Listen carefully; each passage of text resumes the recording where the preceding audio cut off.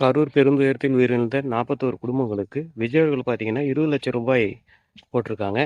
இது அவர்களுக்கு ஆறுதலா அந்த குடும்பங்களுக்கு ஆறுதலா இருக்குமா அப்படின்னு கேட்டா, ஆறுதலா இருக்கும். அது பெரும் ஆறுதலா இருக்குமா அப்படின்னு கேட்டா, அது ஒரு கேள்விக்குறி தான். ஏன் அப்படின்னா, விஜய் அவர்களே நேரில் போய் குடுத்திருந்தா, அது ஒரு பெரும் ஆதரவா இருக்கும். ஆனா, அவரு அக்கவுண்ட்ல போட்டதுனால அவங்களுக்கு ஆறுதலா மட்டும் தான் இருக்கும். அவர் கூடிய சீக்கிரம் விரைவில் பார்த்தீங்கன்னா, அந்த கரூர் மக்களை வந்து சந்திக்கிறேன் அப்படின்னு சொல்லியிருக்காரு. அப்படி சந்திச்சா மட்டும் தான் அவங்களுக்கு பெரும் ஆதரவா இருக்கும். விஜய் அவர்கள் அந்த 41 குடும்பங்களை உடனே சந்தித்தாலும் விமர்சனம் வரதான் செஞ்சிருக்கும். இப்ப லேட்டா சந்திக்க போறதுனாலும் விமர்சனம் வரதான் செய்யுது. அதனால அவர் கூடிய சீக்கிரம் அந்த குடும்பங்களை வந்து சந்திக்க வேண்டும். ஏன் அப்படி சொல்றோம் அப்படின்னா, அவர் உடனே சந்தித்திருந்தாலும் என்ன சொல்லியிருப்பாங்க? இவ்வளோ பெரிய விபத்து ஏற்பட்டதுக்கு காரணம் விஜய் அப்படின்றதுனால தான் அவர் உடனே வந்து சந்திக்கிறாரு. இல்லன்னா அவர் எதுக்கு வந்து உடனே சந்திக்கணும் அப்படின்னு சொல்லியிருப்பாங்க.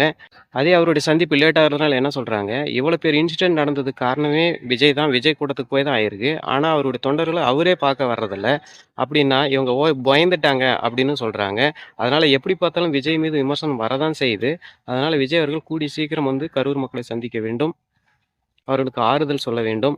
அதுதான் அவர்களுக்கு பெரும் ஆறுதலாக இருக்கும். அதனால விஜய் அவர்கள் கூடிய சீக்கிரம் அவர்கள வந்து சந்திக்க வேண்டும். இந்த நிலையில விஜய் அவர்கள் என்ன சொல்லியிருக்காரு அப்படின்னா, கூடிய சீக்கிரம் பர்மிஷன் கிடைச்சிரும். கிடைச்ச உடனே உங்கள வந்து சந்திக்கிறேன் அப்படின்னு சொல்லியிருக்காரு. விஜய் தலைமையில் கூட்டணி அமையும் அப்படின்னு டிடி தினகரன் அவர்கள் சொல்லியிருக்காரு. பார்ப்போம் விஜய் தலைமையில் கூட்டணி அமையப் போகிறதா? இல்ல வேறு கட்சியுடன் அவர் கூட்டணி வைக்கப் போறாரா? இல்ல தனித்து போட்டியிடப் போறாரா? அப்படின்றத பொறுத்திருந்து பார்ப்போம். Okay bye.